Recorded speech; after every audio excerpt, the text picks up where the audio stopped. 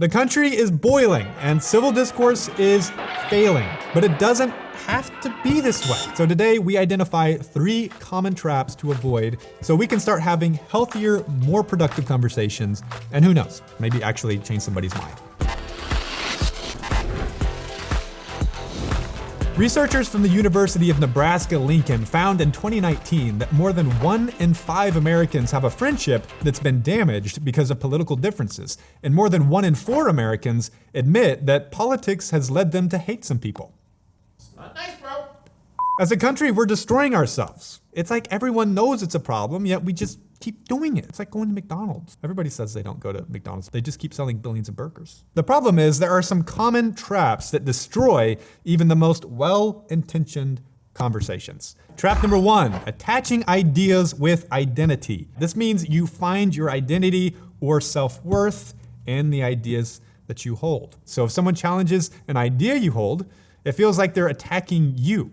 And of course, this causes you to feel threatened, triggering a defense mechanism that leads to hostility and or withdrawal. And once this happens, it's game over. You just died of dysentery. Does that ever work in Oregon Trail? But attaching ideas with identity doesn't just apply to yourself. It actually causes you to dehumanize the other person by seeing them as a manifestation of their ideology.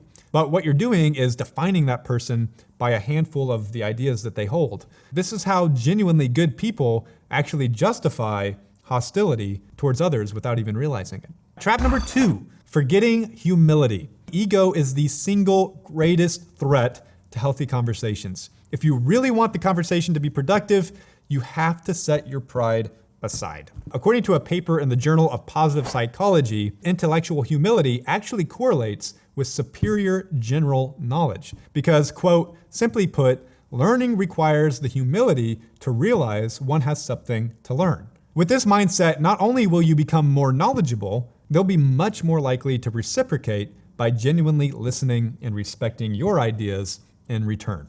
Trap number 3, having the wrong expectations for the conversation. As you've probably heard, expectations ruin relationships, but turns out they ruin everything they touch. So don't expect or even attempt to get the other person from A to Z over the course of a single conversation. If you shoot for the stars, you're probably not actually gonna hit the moon. You're probably just gonna fly into outer darkness and die.